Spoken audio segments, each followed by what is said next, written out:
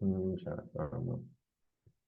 Acá lo que vamos a comenzar es, como les dije antes, plaqueta BGL, todo lo que es errores puntuales, los códigos de errores, lo vamos a ver con profundidad en la jueves que viene y el siguiente, donde vamos a, como dije antes, profundizar sobre los códigos de error y qué lo provoca cada uno.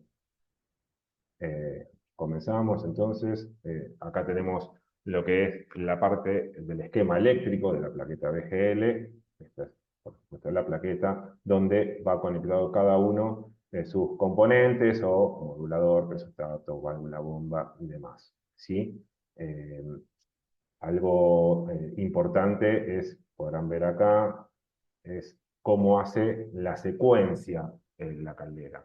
En este caso, la lógica de la placa lo que hace es un barrido. En ese barrido, lo que constata y chequea es que estos errores no estén presentes previo al inicio de la secuencia de encendido. Si alguno en el barrido, alguno de estos errores está presente, por ejemplo, si el termostato de seguridad está abierto, por X motivo, directamente antes de encender, digamos, el ventilador, en el caso de una caldera a tiro forzado, antes de iniciar la secuencia, va a mostrar este código error. Así con los demás, con los sensores, con el presostato de agua y el error 5. ¿Sí? Acá tenemos una foto de la plaqueta BGL, creo que están participando hoy, muchos la deben conocer, que está compuesta por su fusible. Bueno, es un detalle que se me ocurre mencionar eh, acá tiene una línea divisoria donde muestra la placa qué parte trabaja con baja tensión y qué parte trabaja con 220 en este caso. Toda esta línea hacia arriba trabaja con baja, por eso acá está colgado lo que es modulador de la válvula de gas, sensores de temperatura y la señal termostato de ambiente, y esta parte trabaja con 220. Ahí vemos tres relés, la conexión a válvula de gas, bomba, ventilador. Bien, entonces vuelvo a la presentación anterior para mostrar esto que estaba indicando recién. Acá tenemos modulador, termostato, sensores y toda la parte de los 20 acá abajo.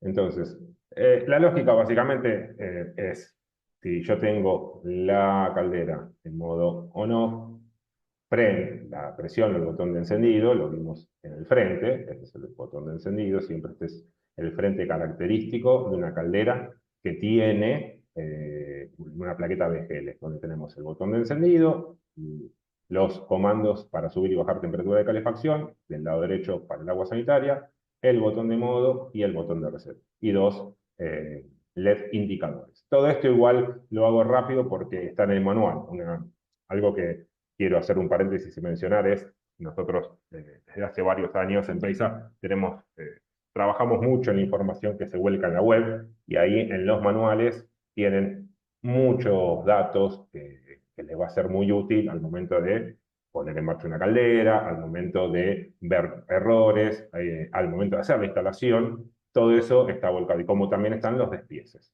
Esto está accesible a todos, así que les pido que se nutran mucho de ahí, es muy importante. Como vimos antes, perdón, acá tenemos, si presionamos el botón de encendido, lo que va a hacer el equipo es, dependiendo de si hay pasaje de agua o no, el circuito va a cerrar. ¿Por quién va a cerrar? Por el flujostato. Por eso se llama flujostato de priorización. ¿Sí? El flujostato de priorización exactamente lo que hace es eso, como cualquier caldera, ya sea de cualquier marca, es darle prioridad al calentamiento de agua sanitaria. Perfecto, si hay paso de agua sanitaria, el flujostato cierra el circuito eléctrico que viene para este lado, y lo siguiente a tomar lectura es el sensor. El sensor sensa la temperatura de agua caliente sanitaria, que es lo que dice acá. Este es un sensor característico de contacto de agua sanitaria. Lo han visto, está abrazado, colgado en el caño, ¿sí? En este caso en el caño de salida de agua caliente sanitaria. Entonces sensa la temperatura. Si la temperatura real, ¿no? La T esta es temperatura de lectura, es mayor al seteo, una vez que descienda la temperatura se produce la secuencia. ¿Qué pasa? Claro, si la temperatura que está registrando es 30 grados, y es mayor al seteo, entonces ahí inicia la secuencia. Si la temperatura es menor a la del seteo, se produce la secuencia. Yo le estoy pidiendo 55 grados y lo que está entrando es 25, bueno, va a comenzar la secuencia. Siempre las plaquetas tienen un delta T de 15 grados en el agua sanitaria. 15, perdón, delta T no, 15 grados hacia arriba y 0 grados hacia abajo. ¿Qué significa? Si yo tengo la entrada de agua sanitaria, está entrando a 30 y yo estoy pidiendo 30, va a encender justo. Si estoy pidiendo 29, no, tiene 0. Ahora, por encima, corta a los 15. Tiene un límite superior de 15 grados. Después vemos si eso se entendió. Esto es lo que está explicando cuándo es que inicia la secuencia en modo agua sanitaria. Bien, si el flujostato no está activado porque nadie abrió una canilla de consumo, vamos por este lado de la lógica, o sea, está abierto el flujostato. ¿Por qué? No se mueve el émbolo porque no hay circulación de agua. Entonces vamos al modo verano-invierno. Hay que ver si está en modo verano. Si está en modo verano, queda el equipo en stand-by. Obviamente no estoy requiriendo funcionamiento por calefacción, entonces queda en modo stand-by.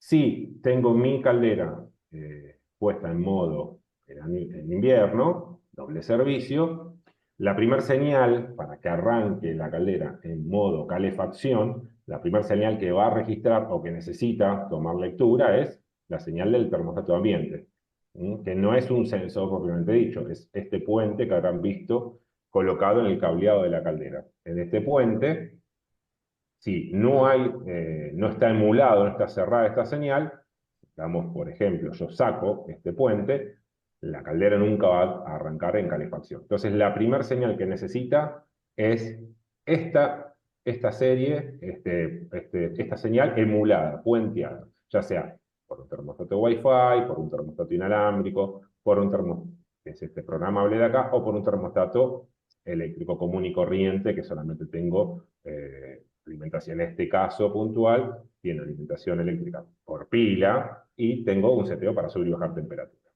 Entonces, esa es la primera señal. Obviamente, es una señal baja. Acá yo no puedo enviar 220 volts. Si yo envío 220 volts, puedo producir, por supuesto, un corto en la plaqueta. En este sector de acá, puedo producir un corto. Es algo, lo menciono porque es algo, no sé si llamarlo habitual, pero es un error que se presenta porque la persona que hizo la instalación y colocó tal vez un termostato que no es nuestro o que no sabe cómo cablearlo o cómo alimentarlo, lo hace que le envíe 220 volts desde el termostato a la placa y acá se produce un cortocircuito, van a verlo obviamente como cualquier corto, como un fogonazo, ¿sí? Perdón, esto es lo que no había visto antes, perdón, vuelvo atrás, es el flujostato, podemos ingresar, que lo habíamos visto el jueves pasado, pero no importa, los que no estuvieron, lo vuelvo a mostrar.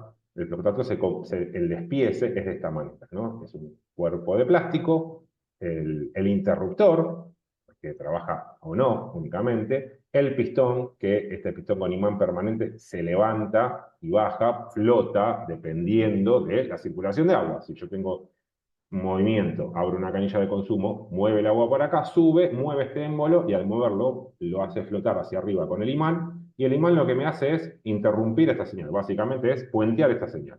Si yo en ese instante que estoy haciendo circular agua por la caldera, mido con un tester dos terminales, voy a medir continuidad. Por eso es un flujostato o no. Volvemos a la anterior, que no había pasado. Estábamos en esta parte de termostato ambiente. Una vez que el termostato ambiente está cerrado, enciende la bomba. ¿Quién es la bomba? La bomba circuladora de agua de calefacción, la que hace mover el agua por todo el circuito de calefacción. Acá me pone una advertencia. Si no enciende la bomba o no hay circulación luego de la secuencia de encendido, la caldera elevará su temperatura hasta que corte el termostato de seguridad y marcará error 7. Error 7, el código que significa es error de termostato de seguridad. No significa que el termostato de seguridad esté fallando propiamente dicho, sino que detectó, hubo una sobretemperatura, abrió y frenó el funcionamiento de la caldera. Hay que definir y saber diagnosticar a qué se debe ese error 7, ¿no? Si es la bomba que está trabada, si es la bomba que está en corto y por eso no encendió, pues puede ser un problema eléctrico en la bomba, un problema mecánico, como puede ser un problema también en la instalación. Puede ser que la bomba encendió, pero no hay movimiento de agua, no hay ida y vuelta desde el circuito de calefacción hacia la caldera, por ende, presencia de aire, una llave cerrada, circuitos que están obstruidos por suciedad, etcétera, etcétera. No hay ida y vuelta, no hay una correcta circulación, eleva la temperatura. Podemos ingresar un poquito, ya que estamos a lo que es la bomba.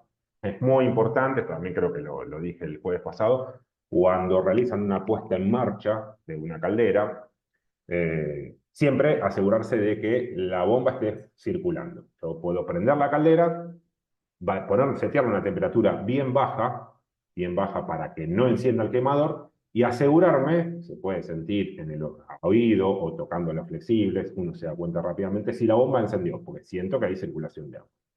Si no encendió, puede pasar, en algunos casos, después de estar mucho tiempo parada la caldera y estivada, entonces en el transporte llevarla pasó mucho tiempo, puede pasar que el eje quede un poco trabado. ¿Por qué está trabado? Porque generalmente tiene presencia de agua, todas las calderas son controladas en banco de prueba, entonces le queda un residual de agua, esa agua se empieza lo que hace es sostener al eje. Se empieza a oxidar, ese óxido, pequeño, no es mayor, pero hace que el eje lo trabe. Por eso en esta gráfica lo que muestra es cómo acceder al eje de la bomba. Y acá muestra que hay que hacerlo girar con un destornillador, no ser muy agresivo con el eje, porque no es un eje metálico, no es 100% metálico, es de algún tipo de cerámica, fibra cerámica.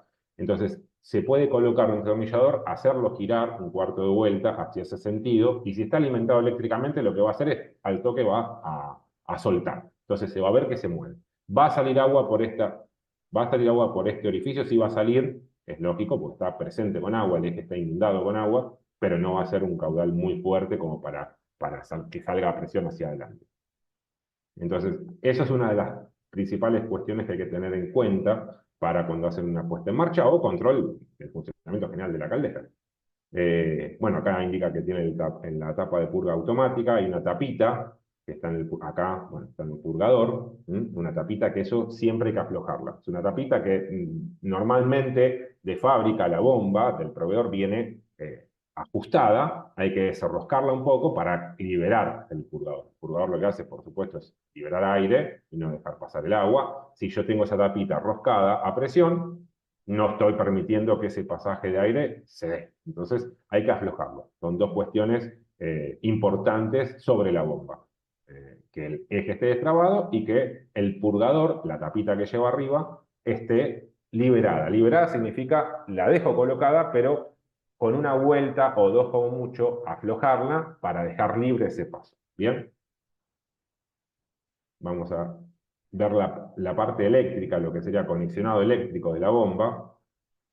Tenemos acá la tapa de conexión de la bornera, tiene su tornillo. Normalmente, en 100% de las calderas, digamos un 99%, la velocidad va colocada en posición número 3, la mayor velocidad que tiene de circulación o de revoluciones la bomba. No hace falta bajarla por ningún motivo, siempre va en velocidad 3, para aprovechar el mayor caudal de circulación, ya sea que el circuito de calefacción sea de 20 radiadores, de 10 o de 4. No es necesario modificar la velocidad, se deja en velocidad 3. Si yo quiero acceder a la tapa de la bornera para hacer un control de si llega voltaje, saco este tornillo, saco la tapa y accedo a esta bornera.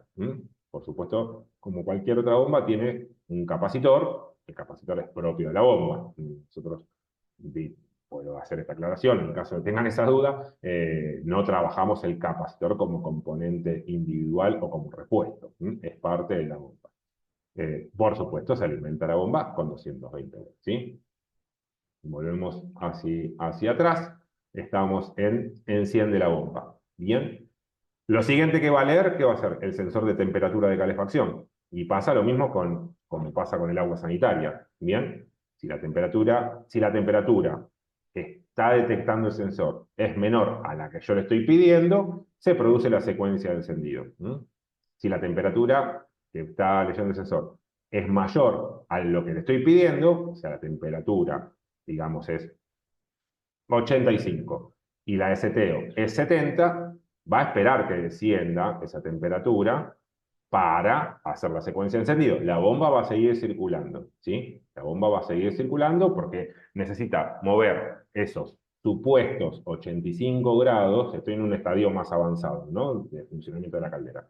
Estoy en un estadio donde la temperatura que está leyendo el sensor son 85 grados. Digamos que es un sistema de calefacción por radiadores para no levantar el piso radiante.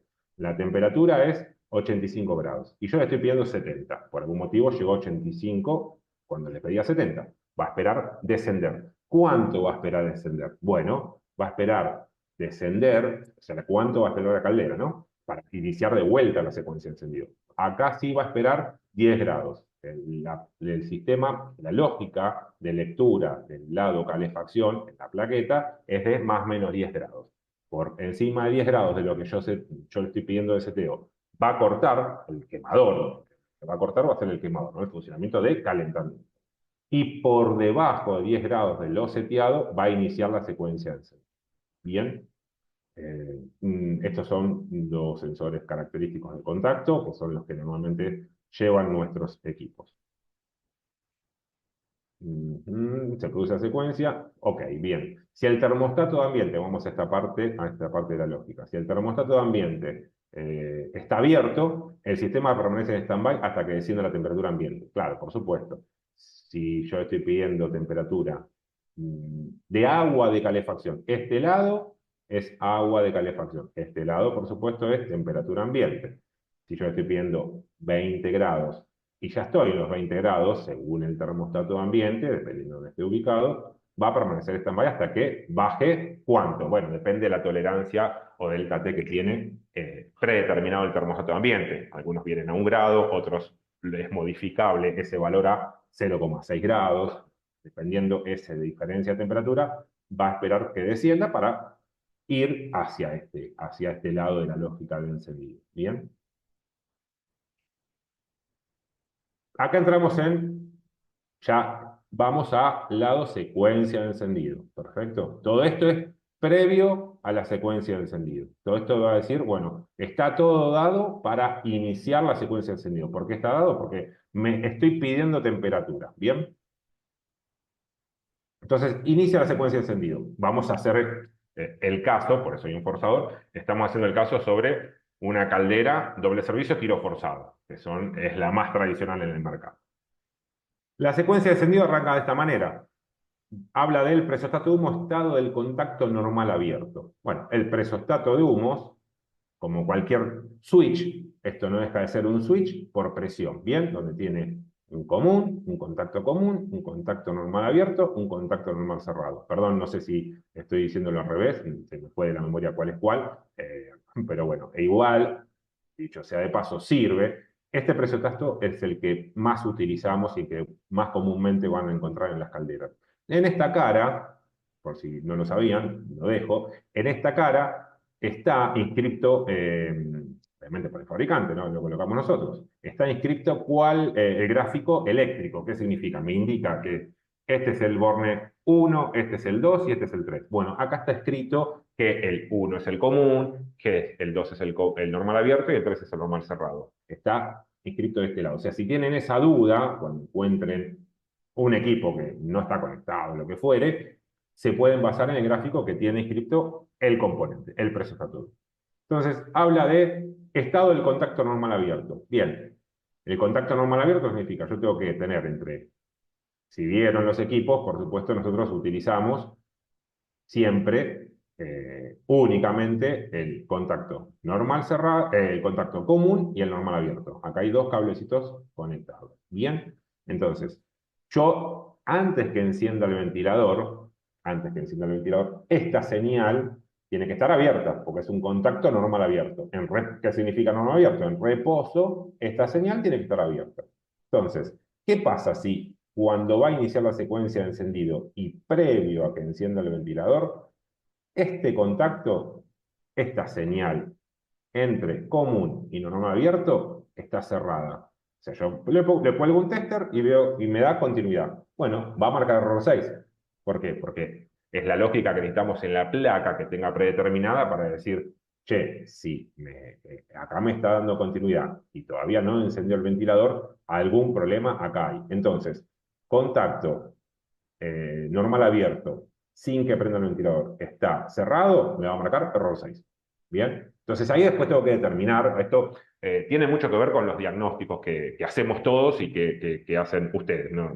Hablo de los participantes hoy en general, no sé si hay presentes puntos de venta, técnicos que son oficiales de la empresa, bueno, debe haber varios. Lo que importa acá es el diagnóstico, es, bueno, darme cuenta qué es lo que sucedió, si este contacto está pegado, si hay un puente que alguien metió mano y hizo una alteración en el cableado, bueno, empezar a investigar. Primero se tiene que entender cómo es la lógica y la lógica del funcionamiento y la secuencia de encendido para empezar a determinar, bueno, por acá viene el problema. Entonces, está cerrado acá, entonces vamos, tenemos que marcar error 6. Si está abierto, que es lo que corresponde que suceda, antes que prenda el ventilador, tiene que estar abierta esa señal, ahí recién se enciende el electroventilador. Bien, el ventilador se enciende en este instante, cuando esta señal está abierta. Al encenderse, por medio de las mangueras que van al Venturi, yo tengo ventilador con su Venturi y las mangueras que lo vinculan el Venturi con el presostato. ¿Qué es un Venturi? Básicamente lo que hace es tomar una diferencia de presión.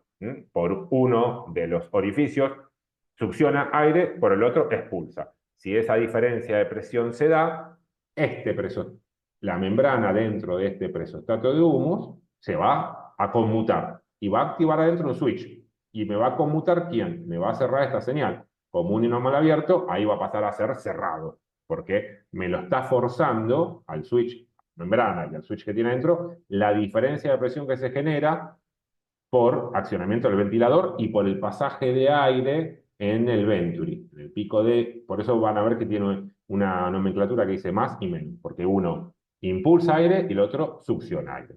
Cuando esa diferencia sea, se me activa el presostato, que dice acá, registra la presión diferencial en el Venturi del electroventilador y abre o cierra el circuito eléctrico. Si el pasaje de aire y la diferencia de presión es la correcta, el presostato va a quedar cerrado.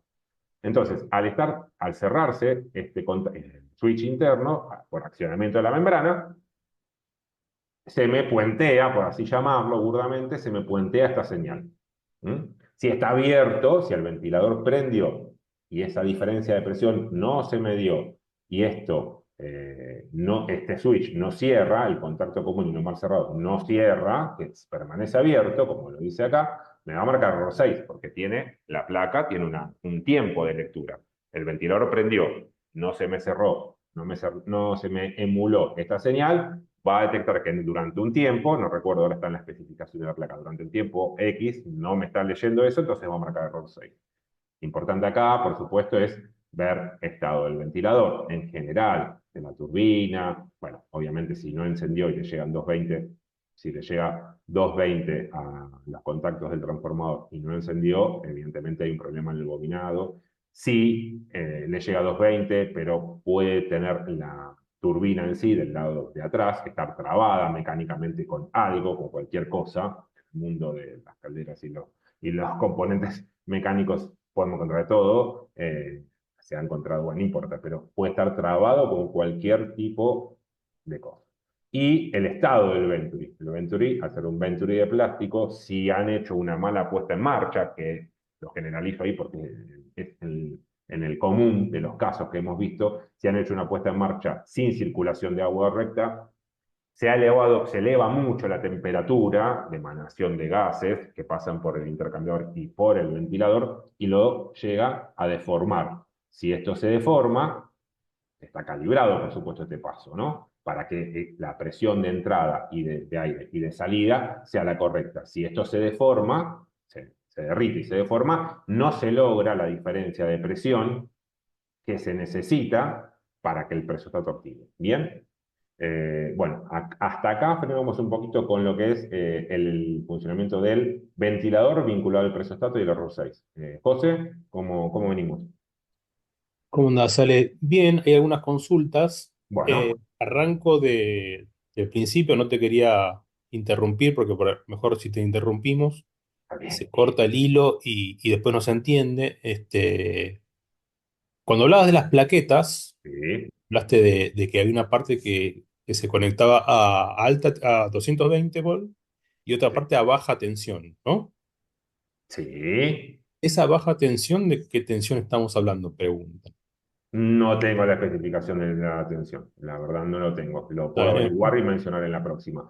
Solamente lo hago mención de que el trafo, por supuesto, se encarga de determinar a qué sector de la placa le alimento con 220 y a qué sector alimento con baja, ¿no? Con baja y normalmente continua. No tengo ese valor, lo puedo averiguar, no lo tengo en mente.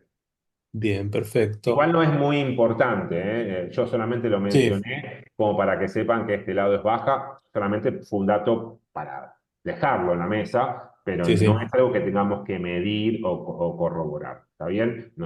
Si tengo un problema Bien, en el transformador me voy a dar cuenta rápidamente. perfecto. Después había alguien que quería que si podías repasar cómo funciona el flujostato. Bien. Bueno, un flucostato es un interruptor o no. Bien. Sí, esto no es para que lo hagan en forma directa, pero a lo que voy es, si yo saco los dos cables que van conectados en el flujostato, bien, los saco y los puenteo entre sí, los emulo entre sí, le estoy indicando a la plaqueta y a la caldera, che, está pasando agua sanitaria, encender. ¿Está bien? Entonces, ¿es un interruptor o no? ¿Interruptor por quién? Por efecto de la circulación de agua. ¿Por qué por efecto de la circulación de agua? Este conector que está acá lo van a ver sobresalido en la dima de la caldera, en el fondo de la caldera, en la base de la caldera. Es donde perdón, no justamente no, porque va en un grupo, discúlpenme. Bueno, no va a estar justamente, está montado en el grupo de retorno. Bien, entonces, cuando hay ingreso a agua sanitaria, ¿cómo hay ingreso? Alguien abrió una canilla de agua caliente de consumo. Siempre hablo del agua caliente, el agua fría no tiene que pasar por la caldera. Hay una circulación de agua, el agua ingresa, este émbolo sube, tiene un imán, primero en estado de reposo está en esta ubicación, cuando el pasaje de agua sube, se posiciona en este sector y a través de este interruptor, y por esa misma imantación, cierra este contacto. ¿Bien? Lo puentea, lo emula. Entonces, es sencillo. Cuando este émbolo está en esta posición, que no hay circulación de agua, yo cuelgo un tester acá, mido continuidad, no tengo. Cuando hay circulación de agua y este émbolo sube y se posiciona en esta ubicación, mido con un tester, tengo continuidad. Entonces, ¿tengo o no tengo continuidad? Por eso es o no. ¿Sí o no? ¿Bien? Bien, perfecto. Eh, Después había una persona que pregunta, estimo que es para saber si la bomba, pregunta cuántos ohm tiene que tener la bomba para saber si está en servicio o si se quemó o algo de eso. ¿Hay una forma para saberlo que sea, es así o se toma de otra forma, que la bomba no está funcionando bien? No. Sí, la bomba o funciona o no funciona. Es muy raro que tengas una bomba funcionando a media máquina, por así llamarlo. ¿Está bien? Yo tengo que determinar, si hablamos propiamente de la bomba, yo puedo tener, como decía antes, o un problema eléctrico o un problema mecánico. El problema eléctrico le llega a los 220. El eje está destrabado, el motor está destrabado, no está clavado el eje, no está clavada la turbina, es un problema eléctrico. ¿Está bien? Mecánico puede pasar que el eje o la turbina por suciedad también ha pasado que esté muy trabado. Normalmente las bombas, algunos conocen y la desarman, lo que hacen es, bueno, no tengo justo una vista acá en esta foto, pero tiene 4 tornillos Allen, yo puedo, yo puedo desmontar el motor de la carcasa plástica. Y ahí puedo investigar qué pasa con la turbina, ¿sí? La turbina está acá adentro, es una turbina de plástico. Entonces, yo puedo ver desde el lado posterior, que es esto, si la turbina gira libremente, como también lo puedo ver desde el frente. Desde el frente, desde el acceso al eje, yo Ujú. puedo meter un destornillador, hacerlo girar y ver que el eje esté libre. Eso es chequeo mecánico. Si el eje está libre y la turbina está libre y yo lo alimento con 220 y no me está encendiendo, no está circulando, bueno, ya hay un problema eléctrico. No, no es por ohmiante, no hacemos mediciones por ohmiante. Bien, perfecto. Muy bien. Después preguntan cuál es el delta T de calefacción, supongo que en la caldera, ¿no? Claro, en la caldera es 10 grados. 10 10. grados porque es seteado en la placa, en la placa, ¿no? Si yo seteo la temperatura de corte de calefacción a 70, si por algún motivo, las calderas modulan, si yo le estoy pidiendo 70 grados al sistema de calefacción, cuando inicia el funcionamiento, que el agua del circuito de calefacción, digamos, está a 15, va a pedir alta demanda, va a consumir, va a empezar a funcionar con el quemador a máxima modulación. A medida que se va acercando a esos 70 de seteo, va a empezar a modular. Si por algún X motivo yo le pido 70 y se empieza a levantar mucho la temperatura, como decía antes, obstrucción en la circulación, algo que, sea, que esté impidiendo la correcta circulación de agua, por ende, la correcta emanación de temperatura en todo el circuito, los radiadores y demás. Si por algún motivo se me pasa de 10 grados, ahí va a cortar. El sensor lo que va a decir es, me estás pidiendo 70 grados, pero estoy leyendo que llegué a 81, digamos 80, 81, corta. Como medida de seguridad. El sensor de temperatura es de control, pero también actúa como seguridad, antes que el termostato de seguridad. Entonces, el delta T es 10 grados, para arriba y para abajo. Lo que decía antes, en esta parte es, una vez que desciende la T, la temperatura que está leyendo, se produce la secuencia de encendido, pero tiene que descender 10 grados. ¿Bien? Si yo estoy Bien, pidiendo 70, cuando descienda a un valor menor a 60, ahí va a iniciar la secuencia de encendido. bien. Y en la parte sanitaria, ¿cuál es el delta T? Esa es lo que vos habías hablado algo de eso, ¿no? Al En la parte principio. sanitaria es hacia abajo 0. Significa, si yo le pido 45, si está en 46 no va a encender. Si está en 45, inicia la secuencia de encendido. Y por encima es 15. Bien, ok, ok. Bueno, estamos bien, entonces ya estamos todos respondidos. Podemos seguir. Sí, podemos seguir. Estábamos en error 6, insisto, la parte profunda de cada uno de los errores, causas y posibles soluciones lo vamos a ver el jueves que viene y el otro. Está particionado en dos. Seguimos, salimos de presostato, entonces digamos que la secuencia viene siendo presostato, estaba abierto, bien, en estado de reposo. ¿Encendió el ventilador? Sí. ¿Me cerró el presostato? Vamos por acá abajo. Sí, me lo cerró, perfecto, que es lo que debería hacer. Se energiza el electrodo encendido. ¿Bien? ¿Por quién se energiza? La placa VGL le envía 220 por este cable, igual no quiero hacer mucho zoom, lo habíamos visto, y lo habíamos visto el jueves pasado, lo vamos a ver el que viene. Alimenta con 220 esta unidad de encendido y a través de este cable que va conectado acá, envía el arco voltaico, ¿sí? Bien, lo energizó. Supuestamente, digo supuesto, si energizó con 220, acá en la punta del electrodo, me va a generar chispa. ¿Contra quién? Contra el quemador. Estoy hablando cosas que entiendo, lo han visto y lo conocen, pero por la duda específico, el electrodo está ubicado encima del quemador, hace descarga sobre una de las rampas del quemador. ¿Hay chispa? No. Entonces, error 2. Por algún motivo no hay chispa, no hay descarga, no hay arco voltaico, no hay arco voltaico, me va a marcar error 2. Me está diciendo, che, falla encendido, algo está pasando. Profundizaremos en las próximas cuáles las posibles causas y cómo medir. ¿Hay chispa? Sí. ¿Hay descarga? Sí. Se habilita la válvula de gas después de un tiempo de seguridad. Hace primero chispa, a los 2, 3 segundos máximo, como tiempo de seguridad, ahí habilita la válvula de gas. Tiene un valor referencial, no recuerdo exactamente si son 2 o 3 segundos. Pero es chispa y inmediatamente, unos segundos después, habilita el paso de gas. Acá lo que muestra son las distintas válvulas de gas, las dos diferentes válvulas de gas que tenemos, ¿no? Una válvula de gas Sigma 845 y una válvula de gas Siemens. Bien, entonces, ¿qué habilita la válvula de gas? Habilita el paso, habilita los 220. La plaqueta electrónica lo que hace es alimentar con 220 la bobina de la válvula de gas para que haya pasaje. Como va el pasaje? Yo hasta acá tengo gas. Cuando la bobina se alimenta con 220, me libera gas hacia arriba. Hacia arriba, acá hay un caño que va al quemador, ¿verdad? Entonces, habilita. ¿Hay gas? No. Pongamos burdamente que se alimenta la bobina, pero alguien cerró la llave de paso de gas. Bueno, sí, la bobina se va a energizar, la válvula de gas va a querer inyectar gas, pero no hay gas porque la llave está cerrada, va a marcar error 2. Entonces, acá en este, lo vamos a ver bien después, ¿no? Pero en este estadio hay dos. Uno es antes de que haya chispa, hay error 2, y uno después de que haya chispa. Hablamos groseramente de chispa, es un arco voltaico, pero digámosle chispa. Entonces, si no hay gas, marca error 2. Si hay gas, se produce la combustión. ¿Por qué? Porque inyecta gas, hay chispa en el quemador, ergo, combustión. ¿Se produce la combustión? ¿Por X motivo no se produjo la combustión? No, error 2.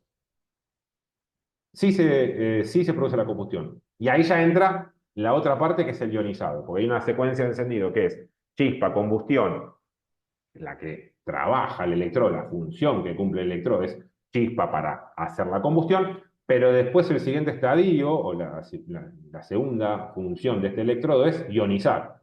Es decir, bueno, sí, hay presencia de llama. Por eso se llama electrodo de encendido ionizado, porque cumple las dos funciones. ¿Se produce el ionizado? Por algún motivo, no, va a marcar error 2. Todos estos vinculados al error 2, que es error de encendido. Entran varios componentes y varios factores en juego para que el error 2 aparezca o no aparezca si está todo en orden. ¿Se produce el ionizado? Sí, listo, corta la chispa. Cuando el electrodo detecta la llama le está pegando a la punta del electrodo y eso genera una corriente de ionizado que viene por la unidad de encendido y llega hasta la plaqueta, entiende la plaqueta, sí, hay presencia de llama porque estoy recibiendo una corriente de ionizado, entonces corto la chispa y modula a requerimiento, dice acá. Modula a requerimiento es listo, va a funcionar el equipo dependiendo de los seteos de temperatura que yo le hice, ya sea en agua, ya sea en calefacción. Perdón, vuelvo acá. Hasta acá, ¿cómo vamos, José? Bien, hay algunas consultas. Perfecto. Acá hay uno de los muchachos que preguntan, viste que cuando se coloca un toma corriente, tiene una forma de ponerse la línea, creo que viéndola de frente, es la espiga de arriba, ¿no? A la derecha, Sí. el neutro a la izquierda y la tierra abajo.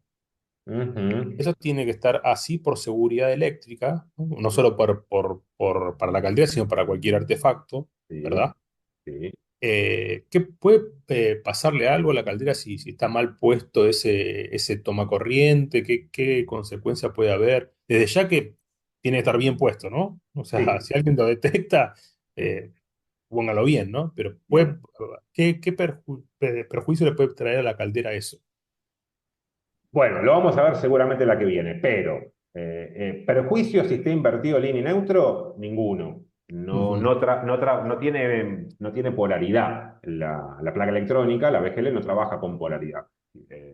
Lo que sí es importante es, como decías vos bien, José, y para todos, es, bueno, tiene que estar correctamente cableado y conectado el toma por un tema normativa eléctrica, pero no perjudica a la plaqueta si línea y neutro están invertidos. No le va a perjudicar el funcionamiento. Sí, lo que es importante es que tenga una buena puesta a tierra y que no haya una fuga de voltaje entre neutro y tierra. Eso lo vamos a ver igual en la próxima porque está un poco ligado a lo que tiene que ver con el error 5 y demás, ¿sí? Bien, ok, ok, ok. Bien. Después, Pero lo importante, claro, es eso, no trabaja con polaridad, ¿bien? Por lo menos la plaqueta BCL. Tenemos otras plaquetas, lo tiro muy rápidamente, las plaquetas de encendido ABC, si alguno la escucha nombrar o vio alguna caldera bueno, alguna caldera anterior, esas sí tienen polaridad, ya por eso trabajan con doble electrodo. La lectura es entre línea y neutro y no entre línea y masa. ¿Mm? bien. Eh, Acá pregunta, no sé si esto lo vas a hablar la semana que viene o no, Sí. pero dice, cuando cambio la plaqueta, ¿cómo reseteo la caldera para que encienda? Cuando cambio la plaqueta, ¿cómo reseteo la caldera para que encienda? Siempre hay el botón de reset. Siempre el botón del panel de comando.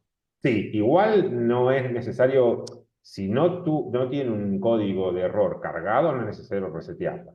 Lo importante, ahí me llevó a varias cosas en la cabeza. Lo importante cuando cambian una plaqueta es, primero, estar seguros, perdón esto, pero desde el puesto que estoy en postventa y de muchos errores o problemas que hemos visto en el campo de trabajo, un poco me obliga a mencionar que a veces muchas personas, técnico o no técnico, que están haciendo algún servicio en el equipo, se aventuran rápidamente a cambiar una plaqueta. Error 6 plaqueta, error 2 plaqueta.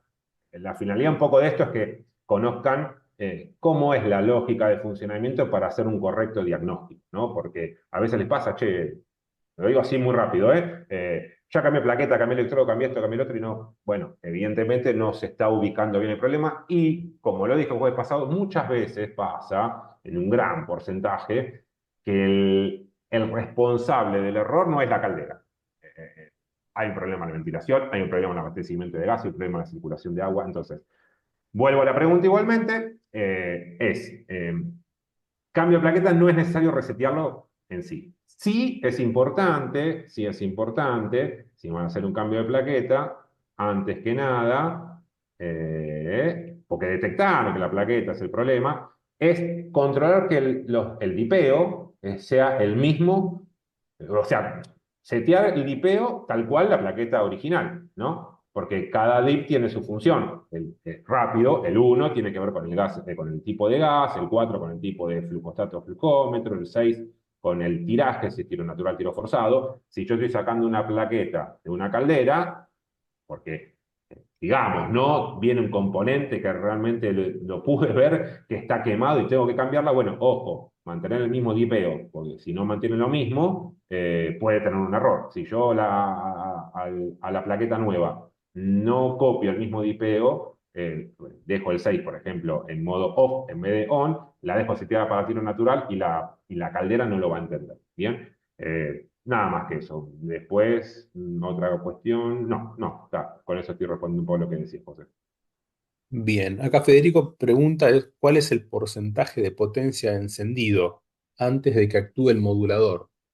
El porcentaje de potencia de encendido. El porcentaje exacto no sé decirte, pero sí tiene un encendido no progresivo, es una potencia de encendido que también lo podemos predeterminar en un valor electrónico. Seguramente lo vamos a ver en las capacitaciones que viene, cómo hacer el seteo de las configuraciones electrónicas de potencia. La placa permite hacer una configuración de potencia de máxima de calefacción, mi electrónicas estoy hablando, ¿no? Porque después están las mecánicas en la válvula.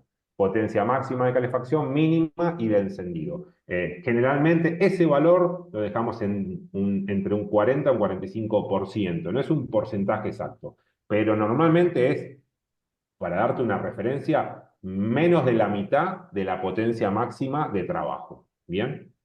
Por Pero supuesto, eso claro, viene, para no ser un encendido brusco, claro, hace un encendido inicial y dependiendo en qué sistema está, si está en agua o en calefacción, se comporta distinto. Lo digo rápido, seguramente lo veremos después que viene. Enciende a una potencia fija, menos de la mitad de la potencia máxima, y si está en calefacción, cuando ya el electrodo ionizó, detectó que hay llama y le dijo a la placa, che, está todo bien, seguí trabajando, baja al mínimo mecánico de la válvula y también lo referencia con el mínimo electrónico que voy a ver en la placa. Lo vamos a ver la que viene. Estén presentes como decía antes, vamos a profundizar más las dos capacitaciones que vienen. Entonces, en calefacción, prende.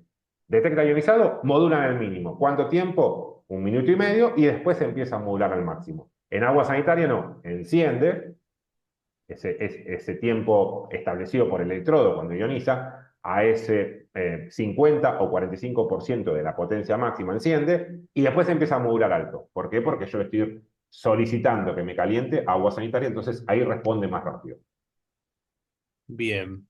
Después Rodrigo pregunta, ¿qué tan importante es ponerle a la caldera un protector de tensión para protegerla Bueno, antes sobre tensiones, ¿no? O baja ah, tensión. y eso depende de la zona donde esté instalada, o sea, cualquier componente eléctrico, electrónico, propiamente dicho, es recomendable colocar un protector, pero depende de la zona. Hay zonas, no estoy hablando solamente acá, sino a todo lo largo del país, Más en hay el zonas sur, creo que se corta mucho la luz. claro, donde cortes o caídas de tensión o subas de tensión. Bueno, eso cada uno de ustedes debe conocer cuáles son las problemáticas de tensión, de suministro y de baja y alta en donde residen. Es lo mismo que agua dura. Bueno, hay salir en parte eléctrica, no en la parte de agua. Agua dura, ¿de qué es recomendable tratar el agua? Ahí depende de la zona en la que estés. Zona, ahí tenemos zonas en Gran Buenos Aires donde hay agua dura y a los clientes le recomendamos. Sugerimos, casi exigimos, trata el agua porque si no, la caldera se va a incrustar. Y otras zonas que no tenés problema de dureza, ¿no? De menor cantidad de carbonatos de calcio y magnesio presentes en el agua. Eso depende de cada zona. Bien. Eh, Todo lo que sea protección, o sea, siempre sí, bienvenido. nunca está de más, ¿no? Nunca está de más, o sea, colocar aditivo en el agua de los radiadores. Y no, bueno, pero acá el agua no está de más. Protege a los radiadores, colocar estabilizador, protege a la caldera. Desde ya. Puesta a Desde ya. tierra, tiene que haber. No, bueno, pero es un domicilio antiguo. Todo es bienvenido para proteger el funcionamiento de la caldera. Desde ya. Eh, respecto habían preguntado recién lo de la potencia de encendido, esas cosas. Todo eso viene ya regulado de fábrica, seteado de fábrica y no se recomienda toquetear eso, ¿no? No, no, no, por supuesto no, pero bueno, entiendo que en una de esas tiene que ver con que si voy a cambiar la válvula de gas. Me fui pensando un poco en eso. Si va a cambiar los que están presentes, por algún motivo intervienen en una caldera, van a cambiar la válvula de gas. La válvula de gas de fábrica, como insumo, no viene regulada ya para una caldera. Entonces, tal vez, eso les va a servir después, saber cómo se hacen las regulaciones mecánicas y cómo, ejemplo, si cambio la plaqueta, cómo cambiar o volver a poner los valores electrónicos de potencia a los valores que corresponden. Bueno, sí, por eso creo que viene un poco la consulta. Sí, lo mismo que el dipeo, ¿no? El dipeo ya viene de fábrica y no hay que tocarlo. Eso pues nos metemos en un problema. No hay que tocarlo, un poco vamos a hablar de eso, de que sepan qué función cumple cada uno, pero ante la duda es, bueno, si yo saco una plaqueta, como dije antes, con X dipeo y voy a poner una nueva, bueno, copiarla, porque tengo que dejar seteados esos bits para la función que cumple en esa caldera. Bien. Bien, Ale, no mucho más que esto. La semana que viene, ¿qué sería lo que vamos a ver? ¿Qué vas a tratar la semana que viene? ¿Qué vas a hablar? La semana que viene vamos a ver esto que vimos, pero mucho con mayor profundidad, cada uno de los códigos de error y a qué refiere y cuáles son las posibles soluciones, cómo hay que intervenirlo. Algo que quiero mencionar también, como lo dije el jueves pasado, lo importante es que ustedes, los que están presentes, como dije antes, entiendo que hay técnicos tal vez presenciando que son ya autorizados de la empresa, puntos de venta o particulares, sepan intervenir en una caldera y tengan en cuenta también cuál es el alcance que pueden llegar a tener, ¿no? A veces estos cursos aventuran a algunas personas a mencionar delante a un cliente de que, bueno, no, yo hice un curso en Paisa, entonces estoy capacitado para hacerlo. Bien, pero ojo con eso porque también pueden confundir al cliente con que están avalados por Paisa para hacerlo. Nosotros tenemos un plan de servicio técnico oficial. Cualquier tema que se exceda a una persona que está precisando ahora esto y es un particular y no pueda resolverlo, el cliente tiene que llamarnos a nosotros para que nosotros vayamos con nuestro servicio técnico autorizado. Lo mismo, equipos en garantía. Un equipo que se encuentra en garantía, por favor, el que no esté siendo parte del plantel oficial, no dé intervención porque les puede también generar un problema al cliente. Esto me obliga a decirlo en el sector en que me encuentro porque es así. Y si les genera un problema a un cliente haciendo una intervención, un equipo está en garantía, van a tener un problema al cliente, nosotros nos va a dar dolores de cabeza por un tema de corregir esa tensión y también pueden llegar a tener un problema ustedes porque están interviniendo algo que no están autorizados. Pero sí queremos que conozcan la base de cómo intervenirlo, cómo trabajarlo, cómo cambiar las piezas, por qué cambiarlas. Y lo importante, insisto, es un diagnóstico. Saber la teoría más la práctica es un combo muy importante, pero es entender cómo es el paso a paso del funcionamiento. Parte que la que viene, jueves que viene, empezamos con errores. Bueno, no importa los códigos, pero si mal no recuerdo es el 1, 2, 3, 4 y Ale, 6. es el 1, 3, 4, 5 y 9. y Bien, después dejamos para la próxima capacitación los errores 2, 6 y 7, que son los más comunes. todos son importantes Claro. y bueno, lo vamos a ir con profundidad. Eso me gustaría tenerme presente porque se menciona bien todo ahí, cómo hacer la medición, por qué actúa un error 7. No siempre significa que el termostato de seguridad esté abierto, sino que algo lo accionó, algo lo detectó que hubo un problema en el circuito, entonces tal vez es un problema del circuito y no propiamente de la caldera. A eso queremos ir con las capacitaciones de los dos jueves que vienen.